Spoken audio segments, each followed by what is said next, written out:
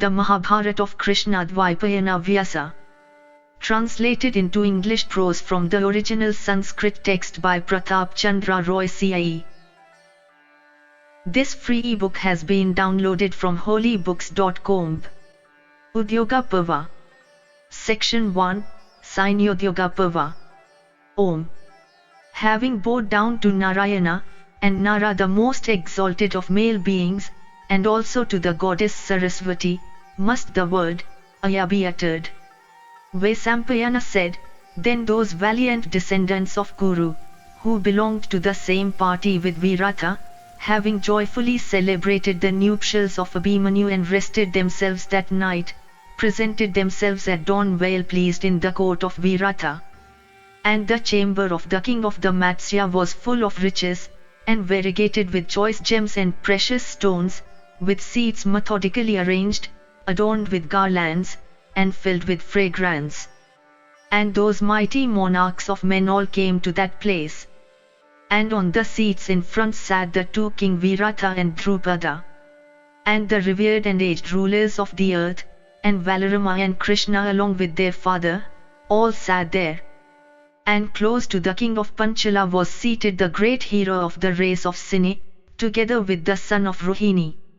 And side by side with the king of the Matsya sat Krishna and Yudhishthira, and all the sons of King Drupada, and Bhima and Arjuna, and the two sons of Madri, and Pradyumna and Samba, both valiant in battle, and Abhimanyu with Virata's sons. And those princes, the sons of Draupadi, rivaling their fathers in valor, strength, grace, and prowess, sat upon excellent seats inlaid with gold. And when those mighty heroes wearing shining ornaments and robes had set themselves down, that gorgeous assembly of kings looked beautiful like the firmament spangled with resplendent stars. And those valiant men, assembled together, having conversed with one another upon various topics, remained for some time in a pensive mood, with their eyes fixed upon Krishna. And at the end of their talk, Krishna drew their attention to the affairs of the Pandavas. And those powerful kings together listened to Krishna's speech, pregnant and lofty. And Krishna said, it is known to you all how this Yudhishthira was deceitfully defeated at dice by the son of Suvala, and how he was robbed of his kingdom and how a stipulation was made by him concerning his exile in the forest. And capable as they were of conquering the earth by force, the sons of Pandu remained firm in their plighted faith. And accordingly for 6 and 7 years these incomparable men accomplished the cruel task imposed upon them. And this last, the 13th year, was exceedingly hard for them to pass. Yet unrecognized by anyone they have passed it, as known to you, suffering unendurable hardships of various kinds. This is known to you all. These illustrious men have spent the 13th year, employed in menial service of others.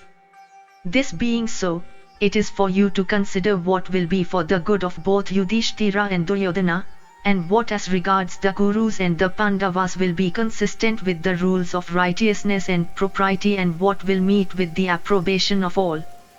The virtuous King Yudhishthira would not unrighteously covet even the celestial kingdom.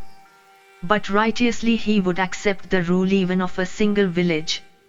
How the sons of Dhritarashtra fraudulently robbed him of his paternal kingdom, and how he hath passed a life of unendurable hardships, are known to all the kings assembled here. The sons of Dhritarashtra are incapable of overcoming by strength Arjuna, the son of Pritha. Nevertheless, King Yudhishthira and his friends have no other desire than the good of Dhritarashtra's son. These brave sons of Kunti, and the two sons of Madri, ask for only what they themselves, achieving victory in battle, had won from the defeated kings. You no doubt know full well how those enemies of the Pandavas with the object of possessing themselves of the kingdom, endeavored by various means to destroy them, when they were yet mere boys. So wicked and rancorous they were. Consider how grasping they are and how virtuous Yudhishthira is. Consider also the relationship that exists between them. I beseech you all to consult together and also think separately. The Pandavas have always had a regard for truth. They have fulfilled their promise to the very letter. If now treated wrongfully by the sons of Dhritarashtra, they would slay them all though banded together. They have friends who, on being informed of their unworthy treatment at the hands of others, would stand by them, engaged in fight with their persecutors, and willingly slay them even if they should lose their own lives for it. If you suppose them to be too few to be capable of winning a victory over their enemies, you must know that united together and followed by their friends, they would no doubt try their utmost to destroy those enemies. What Duryodhana thinks is not exactly known, nor what he may do. When the mind of the other side is not known, what opinion can be formed by you as to what is best to be done? Therefore let a person virtuous and honest and of respectable birth, and wary, an able ambassador, set out to beseech them mildly for inducing them to give half the kingdom to Yudhishthira. Having listened to the speech of Krishna, marked by prudence and a regard for virtue and showing a pacific and impartial spirit, his elder brother then addressed the assembly, bestowing high encomiums on the words of the younger brother. Thus ends the first section in the C.I.E. Udyoga Parva of the Udyoga Parva. Section 2, C.I.E. Udyoga Parva. Valadeva said, "You have all listened to the speech of him who is the elder brother of Gada, characterized as it is by a sense of virtue and prudence, and salutary alike to Yudhishthira and King Duryodhana. These valiant sons of Kunti are ready to give up half their kingdom, and they make this sacrifice for the sake of Duryodhana. The sons of Dhritarashtra therefore should give up half of the kingdom, and should rejoice and be exceedingly happy with us that the quarrel can be so satisfactorily settled. These mighty persons having obtained the kingdom would no doubt be pacified and happy, provided the opposite party behave well. For them to be pacified will redound to the welfare of men. And I should be well pleased if somebody from here, with the view of pacifying both the Kurus and the Pandavas, should undertake a journey and ascertain what is the mind of Duryodhana and explain the views of Yudhishthira. Let him respectfully salute Bhishma, the heroic scion of Kuru's race, and the magnanimous son of Vichitravirya, and Drona along with his son, and Vidura and Kripa, and the king of Gandhara, along with the Suta's son. Let him also pay his respects to all the other sons of Dhritarashtra, to all who are renowned for strength and learning, devoted to their proper duties, heroic, and conversant with signs of the times. When all these persons are gathered together and when also the elderly citizens are assembled, let him speak words full of humility and likely to serve the interests of Yudhishthira. At all events, let them not be provoked, for they have taken possession of the kingdom with a strong hand. When Yudhishthira had his throne, he forgot himself by being engaged in gambling and was dispossessed by them of his kingdom. This valiant Kuru, this descendant of Ajamida, Yudhishthira, though not skilled in dice and though dissuaded by all his friends, challenged the son of the king of Gandhara, an adept at dice, to the match. There were then at that place thousands of dice players whom Yudhishthira could defeat in a match. Taking, however, no notice of any of them, he challenged Suvila's son of all men to the game, and so he lost. And although the dice constantly went against him, he would still have Sakuni alone for his opponent. Competing with Sakuni in the play, he sustained a crushing defeat. For this, no blame can attach to Sakuni. Let the messenger make use of words characterized by humility, words intended to conciliate Vichitravirya's son. The messenger may thus bring round Dhritarashtra's son to his own views. Do not seek war with the Kurus, address Duryodhana in only a conciliatory tone. The object may possibly fail to be gained by war, but it may be gained by conciliation, and by this means also it may be gained enduringly. Vaisampayana continued, while that valiant scion of Madhu's race was even continuing his speech, the gallant son of the race of Sin, suddenly rose up and indignantly condemned the words of the former by these words of his. Thus ends the second section in the Udyoga Parva of the Udyoga Parva. Section 3, Udyoga Parva.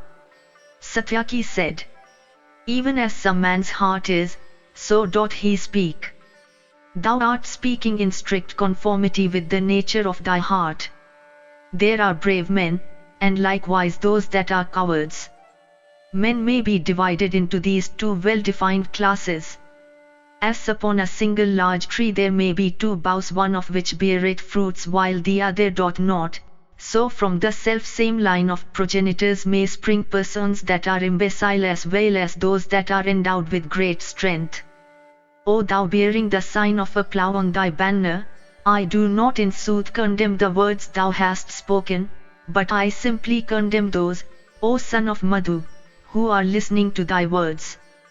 How indeed can he who unblushingly dares attach even the slightest blame in the virtuous King Yudhishthira be permitted to speak at all in the midst of the assembly?" Persons clever in the game of dice challenged the magnanimous Yudhishthira, unskilled as he is in play, and confiding in them he was defeated. Can such persons be said to have virtuously won the game? If they had come to Yudhishthira while playing in this house with his brothers and defeated him there, then what they would have won would have been righteously won. But they challenged Yudhishthira, who was bound in conscience to follow the rules observed by the military caste, and they won by a trick. What is there in this conduct of theirs that is righteous? And how can this Yudhishthira here, having performed to the utmost the stipulations entered into by way of stakes in the play, freed from the promise of a sojourn in the forest, and therefore entitled to his ancestral throne, humble himself? Even if Yudhishthira coveted other people's possessions, still it would not behove him to beg. How can they be said to be righteous and not intent on usurping the throne when, although the Pandavas have lived out their sojourn of concealment unrecognized, they still say that the latter had been recognized? They were besought by Bhishma and the magnanimous Drona, but they would not yet consent to give back to the Pandavas the throne that belongeth to them by right of birth. The means with which I would beseech them would be sharp arrows. I shall fight and with a strong hand force them to prostrate themselves at the feet of the illustrious son of Kunti. If however they do not bow at the feet of the wise Yudhishthira, then they and their partisans must go to the regions of Yama. When Yuyudhana, myself, is enraged and resolved to fight, they, to be sure, are unequal to withstand his impetus, as mountains are unable to resist that of the thunderbolt. Who can withstand Arjuna in fight, or him who hath the discus for his weapon in battle, or myself as well? Who can withstand the unapproachable Bhima? And who, having regard for his life, would come near the twin brothers who firmly grasp their boss and resemble the death-dealing Yama in intelligence? Who would approach Drishtadyumna, the son of Drupada, or these 5 sons of the Pandavas who have added luster to Draupadi's name, rivaling their fathers in valor, equal to them in every respect and full of martial pride, or him of the powerful bow, Subhadra's son, irresistible by even the gods themselves, or Gada, or Pradyumna, or Samva, resembling Yama or the thunderbolt or fire? We shall slay Dhritarashtra's son and Sakuni and Karna in battle, and place the Pandava on the throne. There is no sin in slaying them that are bent on slaying us, but to be a beggar before force is both impious and infamous. I ask you to be diligent in doing that which is heartily desired by Yudhishthira. Let Pandhu's son get back the kingdom resigned by Dhritarashtra. Either Yudhishthira should get back his kingdom this very day, or all our enemies shall lie down on the earth slain by me. Thus ends the third section in the Udyoga Parva of the Udyoga Parva. Section 4, Udyoga Parva. Drupada said, O mighty armed one, it will without doubt be even as thou hast said. Never will Duryodhana give up the kingdom by peaceful means, and Dhritarashtra, who dotes on his son, will follow him in his wish. And so will Bhishma and Drona from imbecility, and Karna and Sakuni from folly. The words of Valadeva command themselves to my judgment. The course pointed out by him should indeed be followed by a man who desires peaceful settlement. But Duryodhana should never be addressed in mild words. Vicious by nature, he I believe cannot be brought to reason by mildness. In respect of an ass, mildness is in place, but in respect of animals of the bovine species, severity should be resorted to. If anyone were to speak mild words to Duryodhana, vicious by nature, that wicked wight would consider the speaker to be an imbecile person. If a mild course is adopted towards him, the fool will think that he has won. Let us do even this, let us make preparations, let us send word to our friends that they may collect an army for us. Let speedy messengers go to Salya, and Drishtaketu, and Jayatsena, and the prince of the Kekayas. Duryodhana also, on his part, will send word to all the kings. Right-minded persons, however, respond to the request of those that first beseech them. Therefore, I ask you to make haste in first preferring your suit to these rulers of men. Meseems that a great undertaking is awaiting us. Quickly send word to Salya and to the kings under him, and to King Bhagadatta of immeasurable valor residing on the eastern sea coast, and to fierce Hardikya and Ahuka, and the king of the Mallas of powerful understanding, and Ruchamana. Let Vrihant be summoned, and King Senavindu and Vahlika and Majekza, and the ruler of the Chedis and Supaswa, Suvahu, and that great hero, Paurava.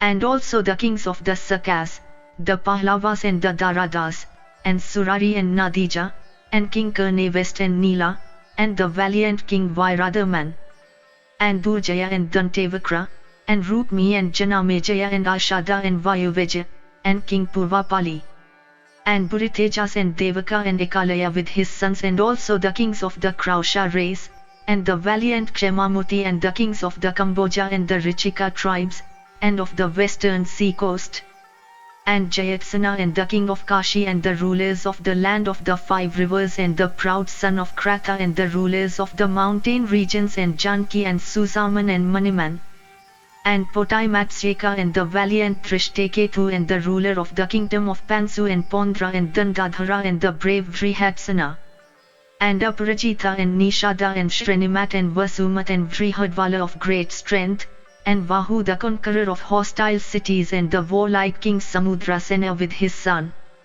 and Uddhava and Chemaka, and King Varthadana, and Shrateus and Dridayus, and the gallant son of Salva, and the king of the Kalingas, and Kumara, unconquerable in battle. Speedily send word to these.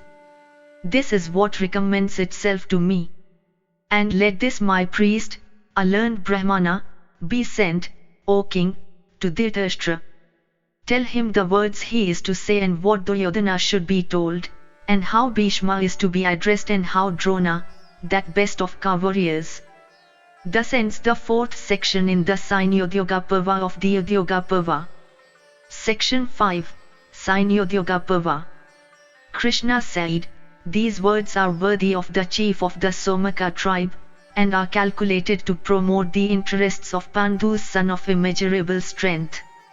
As we are desirous of adopting a politic course, this is, no doubt, our first duty. A man acting otherwise would be a great fool. But our relationship to both the Kurus and the Pandus is equal, howsoever these two parties may behave with each other. Both you and we have been invited here on the occasion of a marriage. The marriage having now been celebrated, let us go home well pleased.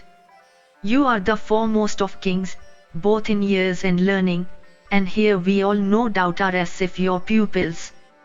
Dhritarashtra has always entertained a great respect for you, and you are also a friend of the preceptors Drona and Kripa. I therefore ask you to send a message to the Kurus in the interests of the Pandavas. We all resolve even upon this, that you should send a message unto them. If that chief of the Kuru race should make peace on equitable terms, then the brotherly feelings between the Kurus and the Pandus will sustain no injury. If on the other hand, the son of Dhritarashtra should wax haughty and from folly refuse to make peace, then having summoned others summon us too. The holder of Gandiva then will be fired with wrath, and the dull-headed and wicked Duryodhana with his partisans and friends will meet his fate. Vaisampayana said, King Virata then having honored Krishna, sent him home with his followers and relatives. And after Krishna had set out for Dwaraka, Yudhishthira and his followers, with King Virata, began to make preparations for war. And Virata and his relatives sent word to all the monarchs, and King Drupada also did the same. And at the request of those lions of the Kuru race, as also of the two kings of the Matsyas and the Panchalas, many lords of the earth possessed of great strength, came to the place with cheerful hearts. And when the sons of Dhritarashtra heard that the Pandavas had collected a large army, they also assembled many rulers of the earth. And, O king, at that time the whole land became thronged with the rulers of the earth who were marching to espouse the cause of either the Kurus or the Pandavas. And the land was full of military bands composed of 4 kinds of forces. And from all sides the forces began to pour in. And the goddess earth with her mountains and forests seemed to tremble beneath their tread. And the king of the Panchalas, having consulted the wishes of Yudhishthira, dispatched to the Kurus his own priest, who was old both in years and understanding. Thus ends the 5th section in the C.I.E. Yogapava of the Udyoga Parva. Section 6, C.I.E. Yogapava. Drupada said, of beings those that are endowed with life are superior. Of living beings those that are endowed with intelligence are superior. Of intelligent creatures men are superior. Of men the twice-born are superior. Of the twice-born, students of the Ved are superior. Of students of the Ved those of cultured understanding are superior. Of cultured men practical persons are superior. And finally, of practical men those knowing the Supreme Being are superior. You, it seems to me, are at the very top of those that are of cultured understanding. You are distinguished both for age and learning. You are equal in intellect to either Sukra or Vrihaspati, the son of Angiras. You know what kind of man the chief of the Kuru race is, and what kind of man also is Yudhishthira, the son of Kunti. It was with Dhritarashtra's knowledge that the Pandavas were deceived by their opponents. Though instructed by Vidura, he yet follows his son. Sakuni advisedly challenged Yudhishthira to a gambling match, although the latter was unskilled in gambling while the former was an adept in it. Unskilled in play, Yudhishthira was guileless and firm in following the rules of the military order. Having thus cheated the virtuous king Yudhishthira, they will by no means voluntarily yield up the kingdom. If you speak words of righteousness unto Dhritarashtra, you will certainly gain the hearts of his fighting men. Vidura also will make use of those words of yours and will thus alienate the hearts of Bhishma, and Drona, and Kripa, and others. When the officers of state are alienated and fighting men are backward, the task of the enemy will be to gain back their hearts. In the meantime the Pandavas will with ease and with their whole hearts, address themselves in preparing the army and in collecting stores. And when the enemy's adherents are estranged, and while you are hanging about them, they will surely not be able to make adequate preparations for war. This course seems expedient in this wise. On your meeting with Dhritarashtra, it is possible that Dhritarashtra may do what you say. And as you are virtuous, you must therefore act virtuously towards them. And to the compassionate, you must descant upon the various hardships that the Pandavas have endured. And you must estrange the hearts of the aged persons by discoursing upon the family usages which were followed by their forefathers. I do not entertain the slightest doubt in this matter. Nor need you be apprehensive of any danger from them, for you are a Brahmana, versed in the Veds, and you are going thither as an ambassador, and more specially, you are an aged man. Therefore I ask you to set out without delay towards the Kauravas with the object of promoting the interests of the Pandavas, timing your departure under the astrological combination called Pushya and at that part of the day called Jaya. Vaisampayana continued, thus instructed by the magnanimous Drupada, the virtuous priest set out for Hastinapur, the city called after the elephant. And that learned man, well versed in the principles of the science of politics, started with a following of disciples towards the Kurus for the sake of promoting the welfare of Pandu's sons. Thus ends the 6th section in the Udyoga Parva of the Udyoga Parva. Section 7, Udyoga Parva. Vaisampayana said, having dispatched the priest to the city called after the elephant, they sent messengers to the kings of various countries. And having sent messengers to other places, the Kuru hero Dhananjaya, that bull among men and son of Kunti, himself set out for Dwaraka. And after Krishna and Valadeva, the descendants of Madhu, had both departed for Dwaraka with all the Vrishnis, the Andakas and the Bhojas by hundreds, the royal son of Dhritarashtra had, by sending secret emissaries, furnished himself with information of all the doings of the Pandavas. And learning that Krishna was on his way, the prince went to the city of Dwaraka by means of fine horses possessing the speed of the wind, and taking with him a small number of troops. And on that very day the son of Kunti and Pandu, Dhananjaya, also speedily arrived at the beautiful city of the Anata land. And the two scions of the Kuru race, those tigers among men, on arriving there saw that Krishna was asleep, and drew near him as he lay down. And as Krishna was sleeping, Duryodhana entered the room, and sat down on a fine seat at the head of the bed. And after him entered that wearer of the diadem, the magnanimous Arjuna, and stood at the back of the bed, bowing and joining his hands. And when the descendant of Vrishni, Krishna awoke, he first cast his eyes on Arjuna. And having asked them as to the safety of their journey, and having fitly bestowed his greetings upon them, the slayer of Madhu questioned them as to the occasion of their visit. Then Duryodhana addressed Krishna, with a cheerful countenance, saying, "It behoveth you to lend me your help in the impending war. Arjuna and myself are both equally your friends. And, O descendant of Madhu, you also bear the same relationship to both of us. And today, O slayer of Madhu, I have been the first to come to you. Right-minded persons take up the cause of him who comes first to them. This is how the ancients acted. And, O Krishna, you stand at the very top of all right-minded persons in the world, and are always respected.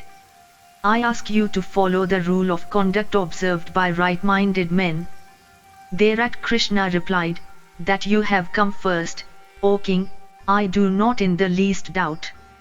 But O king, the son of Kunti, Dhananjaya, has been first beheld by me. On account of your first arrival, and on account of my having beheld Arjuna first, I shall no doubt lend my assistance, O Suyodhana, to both. But it is said that those who are junior in years should have the first choice. Therefore Dhananjaya, the son of Kunti, is entitled to first choice. There is a large body of cowherds numbering 10 crores, rivaling me in strength and known as the Narayanas, all of whom are able to fight in the thick of battle. These soldiers, irresistible in battle, shall be sent to one of you, and I alone, resolved not to fight on the field and laying down my arms, will go to the other. You may, O son of Kunti, first select whichever of these two commends itself to you. For according to law, you have the right to the first choice." Vaisampayana continued, thus addressed by Krishna, Dhananjaya the son of Kunti selected Kesava, who was not to fight on the battlefield, even Narayana himself, the slayer of foes, increate, born among men at his own will, the foremost of all Kshatriyas and above all the gods and the Danavas. And Duryodhana selected for himself that entire army, composed of the Narayanas. And O descendant of Bharata, having obtained those troops numbering thousands upon thousands, he was exceedingly delighted, although he knew that Krishna was not on his side. And having secured that army possessed of terrible prowess, Duryodhana went to the son of Rohini of great strength and explained to him the object of his visit. The descendant of Sura in reply addressed the following words to Dhritarashtra's son. Thou shouldst remember, O tiger among men, all that I said at the marriage ceremony celebrated by Virata. O thou delighter of the race of Kuru, for thy sake I then contradicted Krishna and spoke against his opinions. And again I alluded to the equality of our relationship to both the parties. But Krishna did not adopt the views I then expressed, nor can I separate myself from Krishna for even a single moment. And seeing that I cannot act against Krishna, even this is resolution formed by me, viz., that I will fight neither for Kunti's sons nor for you. And, O bull of the Bharatas, born as thou art in Bharata's race that is honored by all the kings, go and fight in accordance with the rules of propriety. Vaisampayana continued, thus addressed, Duryodhana embraced that hero wielding a plough for his weapon of battle, and although knowing that Krishna had been taken away from his side, he yet regarded Arjuna as already vanquished. And the royal son of Dhritarashtra then went to Kritavarman. And Kritavarman gave him a body of troops numbering an Akshohini. And surrounded by that military host, terrible to behold, the Kaurava marched forth delighting his friends. And after Duryodhana had departed, Krishna, the creator of the world, clad in yellow attire, addressed Kiritin saying, For what reason is it that you have selected me who will not fight at all? Thereupon Arjuna answered, I question not that you are able to slay them all. I also am alone capable of slaying them, O best of men. But you are an illustrious person in the world, and this renown will accompany you. I also am a suitor for fame, therefore you have been selected by me. It hath been always my desire to have you for driving my car. I therefore ask you to fulfill my desire cherished for a long time. Vasudeva's son thereupon said, It beseems thee well, O Kunti's son, that thou measurest thyself with me. I will act as thy charioteer, let thy wish be fulfilled. Vaisampayana continued, Then with a glad heart, Kunti's son, accompanied by Krishna as well as by the flower of the Dasara race, came back to Yudhishthira. Thus ends the 7th section in the C.I.E. Udyoga Parva of the Udyoga Parva. Section 8, C.I.E. Udyoga Parva. Vaisampayana said, O king, having learnt the news from the messengers, Salya, accompanied by a large body of troops and by his sons, all of whom were mighty in battle, was coming to the Pandavas. His encampment covered an area of 1.5 yojana, so large was the force owned by that best of men. He was the master, O king, of an Akshohini and had great prowess and valor. And there were in his army heroes bearing armor of various colors, with diverse kinds of banners and bows and ornaments and cars and animals, all wearing excellent garlands and various robes and ornaments. And hundreds and thousands of foremost of Kshatriyas were the leaders of his troops, dressed and decorated in the manner of their native land. And he proceeded by slow marches, giving rest to his troops, towards the place where the Pandava was. And the creatures of the earth felt oppressed and the earth trembled under the tread of his troops.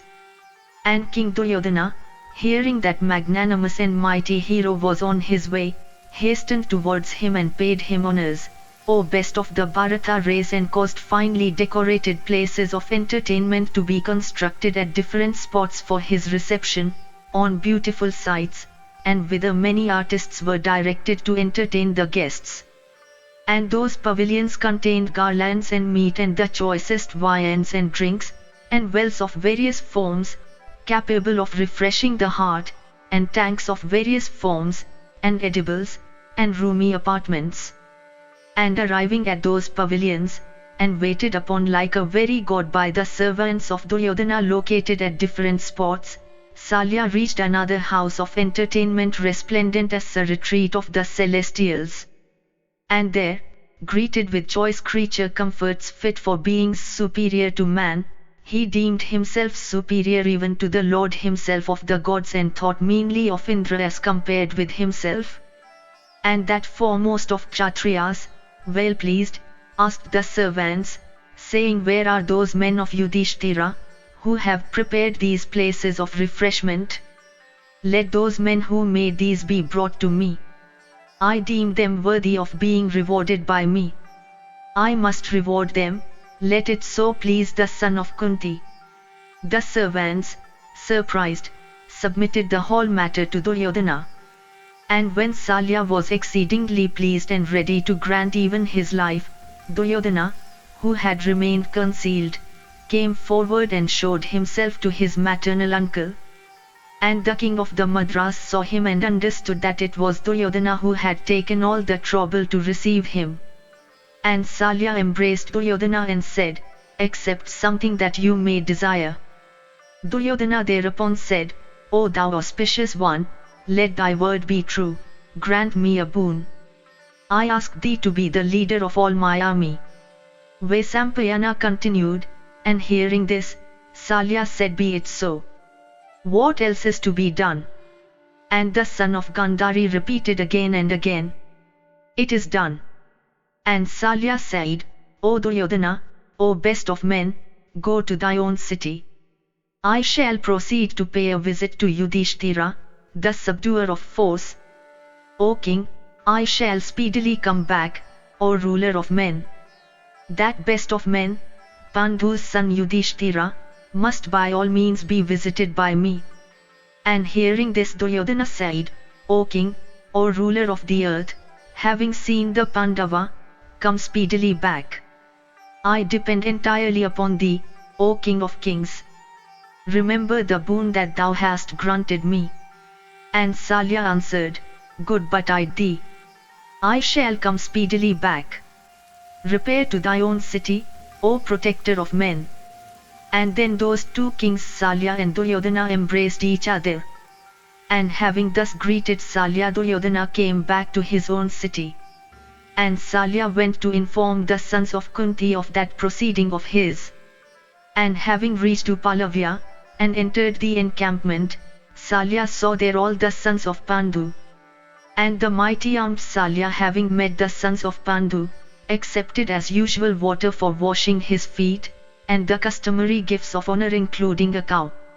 And the king of the Madras, that slayer of foes, first asked them how they were, and then with great delight embraced Yudhishthira and Bhima and Arjuna, and the sons of his sister the two twin brothers.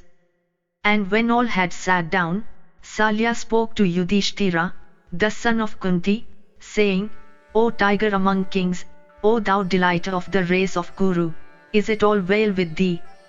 O best of victors, how fortunately hast thou spent the term of thy residence in the wilderness?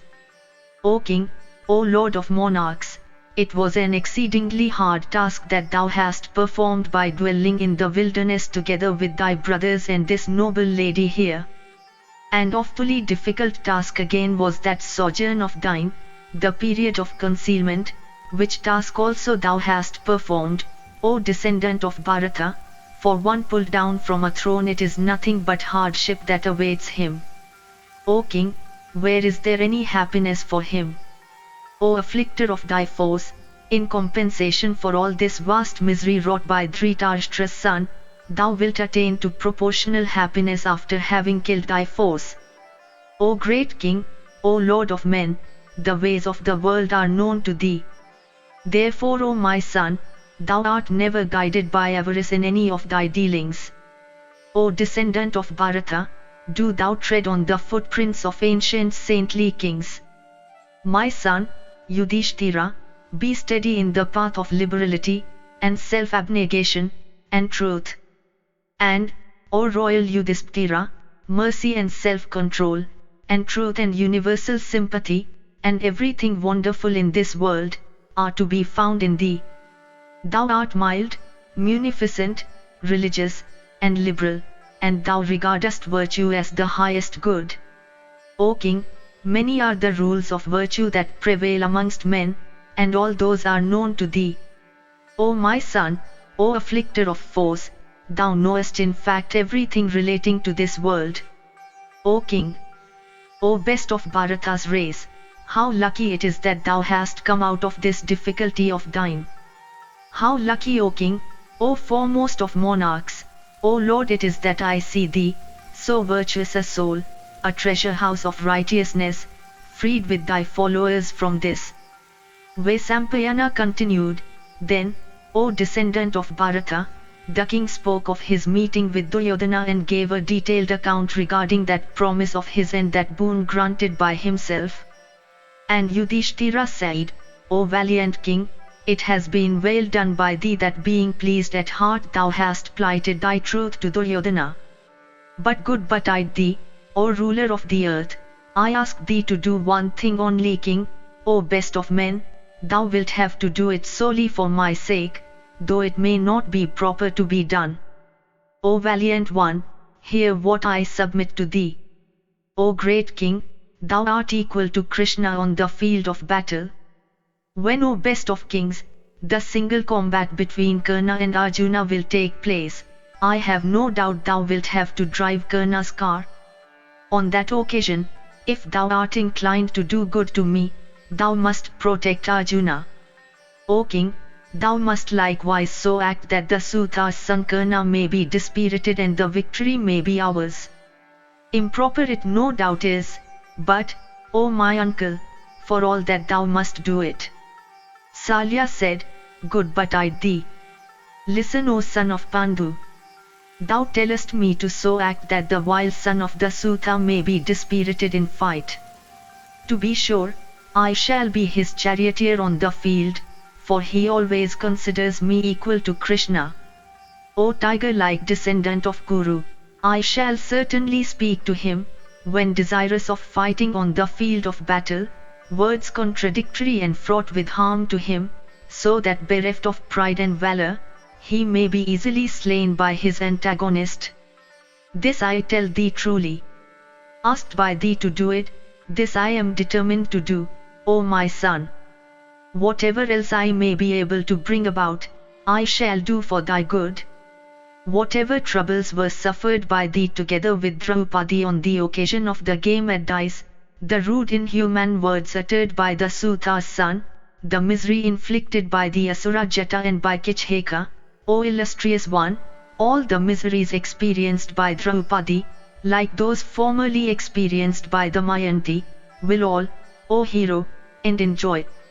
Thou shouldst not be aggrieved at this, for destiny is all-powerful in this world, and, O Yudhishthira, high-minded persons have to endure miseries of various kinds, nay, even the gods themselves, O king, have suffered misfortunes. O king, O descendant of Bharata, it is narrated that the high-minded Indra, the chief of the celestials, had to endure together with his wife very great misery indeed.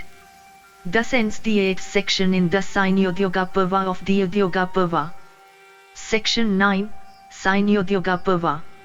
Yudhishthira said, O foremost of monarchs, I wish to know how it was that great and unparalleled misery had to be endured by the illustrious Indra together with his queen. Salya said, listen, O king, to me as I relate this ancient story of the events of former days, how, O descendant of Bharata, misery befell Indra and his wife. Once Twashtri, the lord of creatures and the foremost of celestials, was engaged in practicing rigid austerities. And it is said that from antipathy to Indra he created a son having 3 heads. And that being of universal form possessed of great luster hankered after Indra's seat. And possessed of these 3 awful faces resembling the sun, the moon and the fire, he read the Veds with one mouth, drank wine with another, and looked with the third as if he would absorb all the cardinal points. And given to the practice of austerities and mild, being self-controlled, he was intent upon a life of religious practices and austerities. And his practice of austerities, O subduer of force, was rigid and terrible and of an exceedingly severe character. And beholding the austerities, courage and truthfulness of this one possessed of immeasurable energy, Indra became anxious, fearing lest that being should take his place. And Indra reflected, how may he be made to addict himself to sensual enjoyments, how may he be made to cease his practice of such rigid austerities? For were the three-headed being to wax strong, he would absorb the whole universe. And it was thus that Indra pondered in his mind. And O best of Bharata's race, endued with intelligence, he ordered the celestial nymphs to tempt the son of Tvashtri. And he commanded them saying, be quick, and go without delay and so tempt him that the three-headed being may plunge himself into sensual enjoyment to the utmost extent. Furnished with captivating hips, array yourselves in voluptuous attires, and decking yourselves in charming necklaces, do ye display gestures and blandishments of love. Endued with loveliness, do ye tempt him and alleviate my dread. I feel restless in my heart, O lovely damsels. Avert ye, ladies, this awful peril that hangs over me. Good betide you. Then the nymphs said, O Indra, O slayer of Vala, we shall so endeavour to allure him that thou wilt have nothing to fear at his hands. That very receptacle of austerities, sitting now as if scorching everything with his eyes, O God, we are going together to tempt. We shall try to bring him under our control, and to put an end to your fears. Salya continued, commanded by Indra, they then went to the three-headed being. And arriving there, those lovely damsels tempted him with various gestures of love, displaying their fine figures. But engaged in the practice of exceedingly severe austerities, although he looked at them, yet he was not influenced by desire. Of subdued senses, he was like the ocean, full to the brimming gravity. And the nymphs, after having tried their best, came back to Indra. And they all with joined hands spoke to the Lord of the Celestials, saying, O that unapproachable being is incapable of being disturbed by us. O highly gifted being, thou mayst do what now may seem proper to thee. The high-minded Indra honored the nymphs and then dismissed them, reflecting, O Yudhishthira, solely upon other means of destroying his foe. And endued with intelligence, he fixed upon a contrivance for destroying the three-headed being. And he said, let me today hurl my thunderbolt at him. By this means he will speedily be killed. Even a strong person should not overlook a rising foe, contemptible though he may be. And thus reflecting upon the lessons inculcated in treatises of learning, he was firmly resolved upon slaying that being. Then Indra, enraged, hurled at the three-headed being his thunderbolt, which looked like fire and was terrible to behold, and which inspired dread.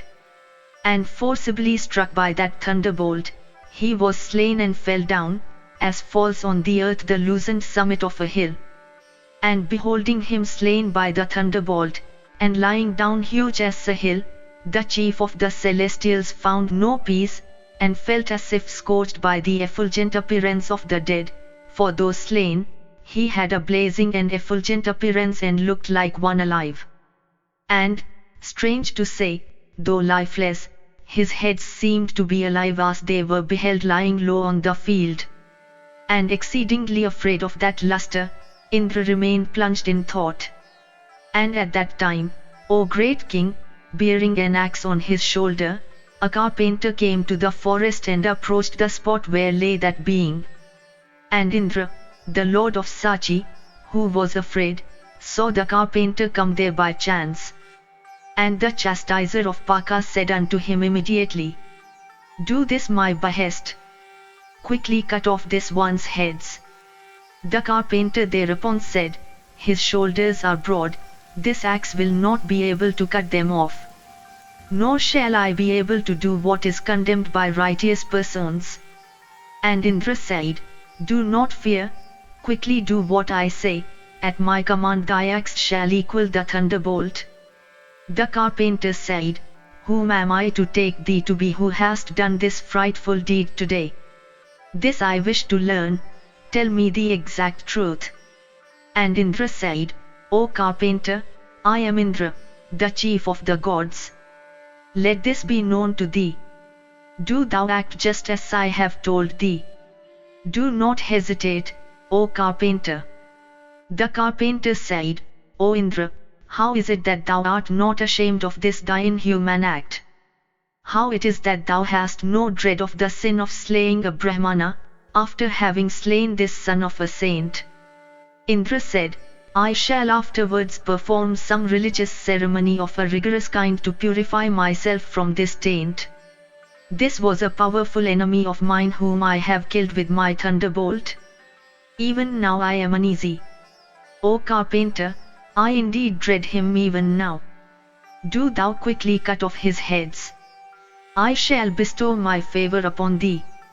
In sacrifices, men will give thee the head of the sacrificial beast as thy share. This is the favor I confer on thee. Do thou quickly perform what I desire. Salya said, hearing this, the carpenter, at the request of the great Indra, immediately severed the heads of the three-headed one with his axe. And when the heads were cut off, out flew therefrom a number of birds, viz., partridges, quails and sparrows.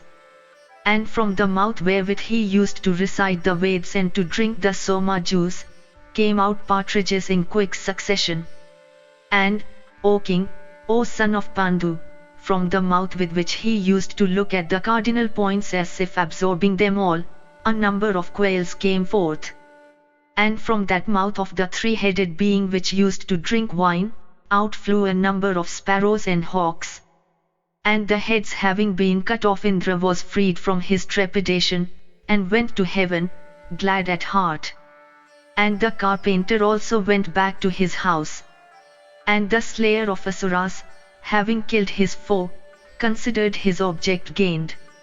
Now when the lord of creatures, Twashtri, heard that his son had been slain by Indra, his eyes became red with ire, and he spoke the following words, Since Indra hath killed my son who had committed no offence at all, who was constantly engaged in the practice of austerities, who was merciful, possessed of self-control, and of subdued passions, therefore, for the destruction of Indra, I will create Vritra.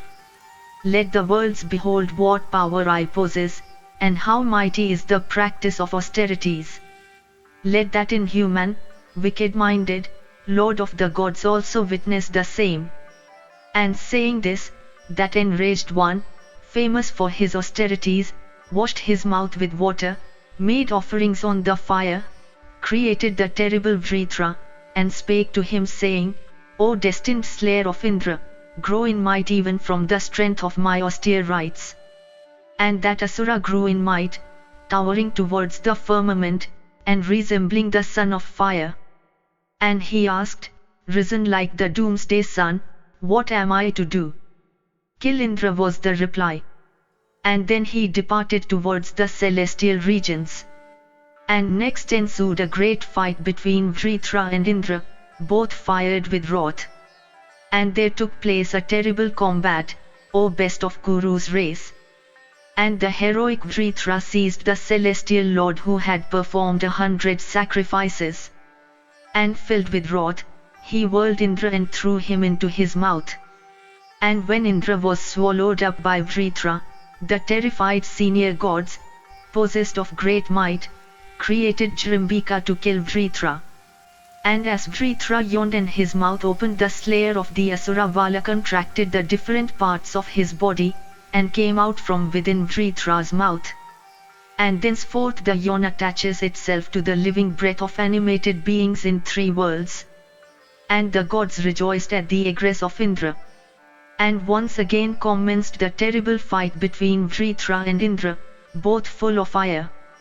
And it was waged for a long while, O best of Bharata's race. And when Vritra, inspired with the mighty spirit of Twashtri and himself endowed with strength, got the upper hand in fight, Indra turned back.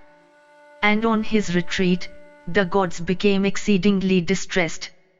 And all of them together with Indra were overpowered by the might of Tvashtri. And they all consulted with the saints, O descendant of Bharata. And they deliberated as to what was proper to be done, and were overwhelmed with dread. And seated on the top of the Mandara mountain, and bent on killing Vritra, they only bethought themselves of Vishnu, the indestructible one. Thus ends the 9th section in the C.I.E. Parva of the Udyoga Parva. Section 10, C.I.E. Parva. Indra said, "This whole indestructible universe, O gods, hath been pervaded by Vritra. There is nothing that can be equal to the task of opposing him. I was capable of yore, but now I am incapable. What, good but I do, can I do? I believe him to be unapproachable, powerful and magnanimous, possessing immeasurable strength in fight. He would be able to swallow up all the three worlds with the gods, the asuras and the men. Therefore hear ye dwellers of heaven, this is my resolution. Proceeding to the abode of Vishnu, in company with that high-souled being must we consult, and ascertain the means of slaying this ruthless wretch." Salya continued, Indra having thus spoken, the gods with that host of rishis repaired to the mighty god Vishnu to place themselves under the protection of that protector of all. And afflicted with the dread of Vritra, they said unto the supreme lord of the deities, "Thou hadst in former times covered the three worlds with 3 steps. Thou hadst procured the ambrosial food, O Vishnu, and destroyed the asuras in battle. Thou didst bind the great Asura Vali and hadst raised Indra to the throne of heaven. Thou art the Lord of the gods, and this entire universe is pervaded by thee. Thou art the God, the mighty deity, saluted by all persons. Be thou the refuge of all the celestials together with Indra, O best of gods.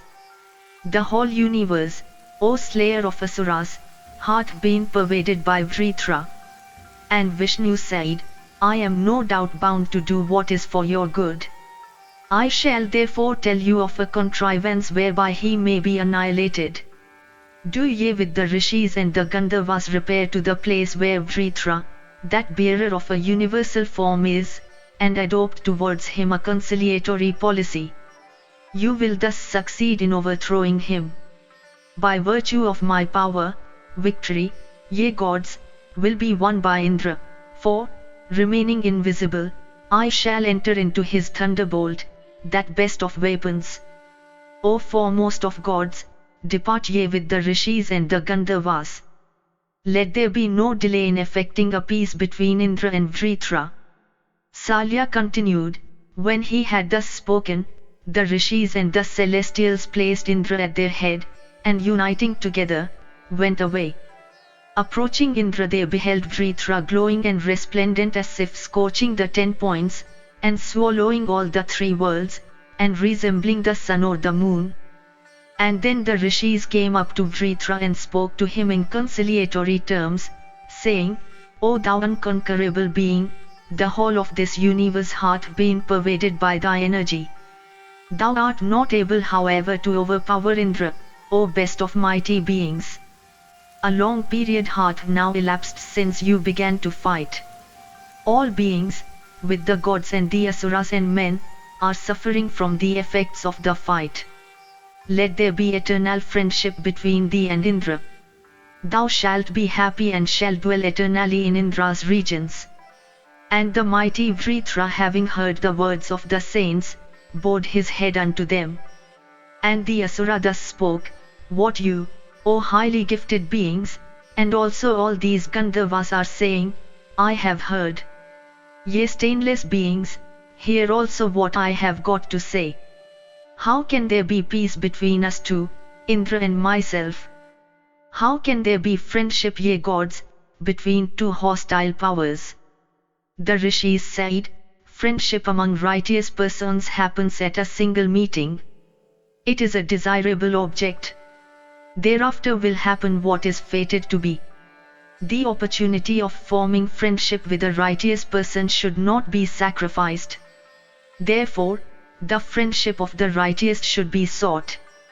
The friendship of the righteous is like excellent wealth, for he that is wise would give advice when it is needed.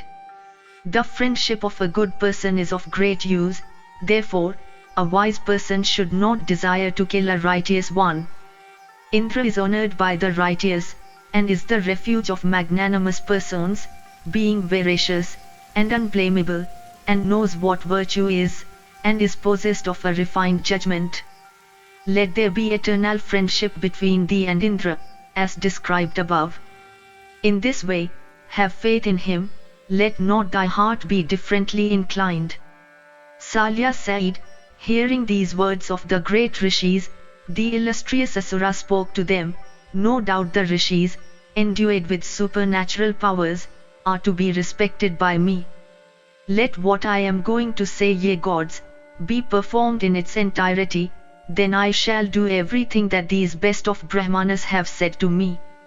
Ye lords of the Brahmana race, ordain so that Indra himself or the gods do not kill me by what is dry, or wet, by stone, or by wood, by a weapon fit for close fight, or by a missile, in the daytime, or at night.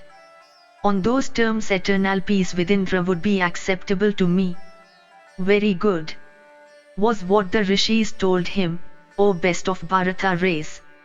Thus peace having been concluded, Vritra was very much pleased. And Indra also became pleased, though constantly occupied with the thought of killing Vritra. And the chief of the deities passed his time in search of a loophole, uneasy in mind. And on a certain day when it was evening and the hour of full, Indra caught sight of the mighty Asura on the coast of the sea.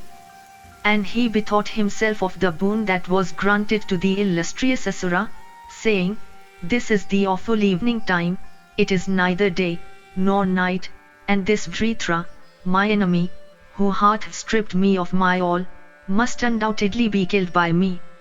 If I do not kill Vritra, this great and mighty Asura of gigantic frame, even by deceit, it will not go well with me. And as Indra thought of all this, bearing Vishnu in mind, he beheld at that instant in the sea a mass of froth as large as a hill. And he said, this is neither dry, nor wet, nor is it a weapon, let me hurl it at Vritra. Without doubt, he will die immediately. And he threw at Vritra that mass of froth blended with the thunderbolt. And Vishnu, having entered within that froth, put an end to the life of Vritra. And when Vritra was killed, the cardinal points were free from gloom, and there also blew a pleasant breeze, and all beings were much pleased. And the deities with the Gandharvas and Yakshas and Rakshasas, with the great snakes and saints, glorified the mighty Indra with various laudatory hymns. And saluted by all beings, Indra spoke words of encouragement to all.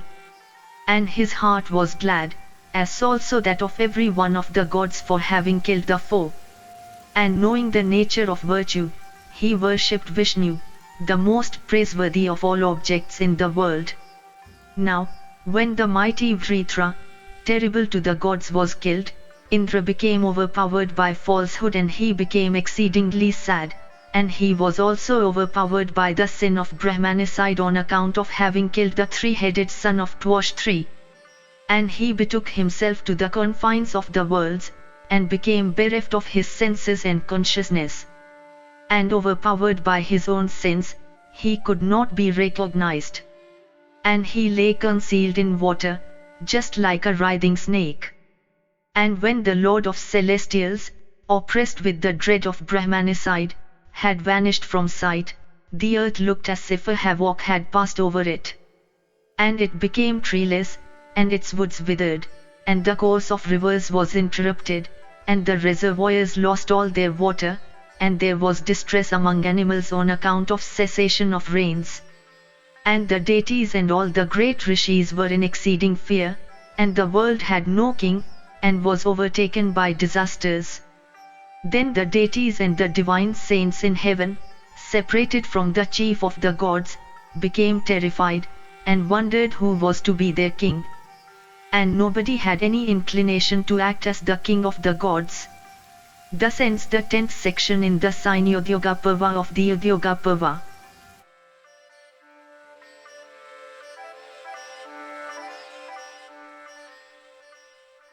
If you enjoyed this audiobook, please like and subscribe to be notified of when new audiobooks are uploaded.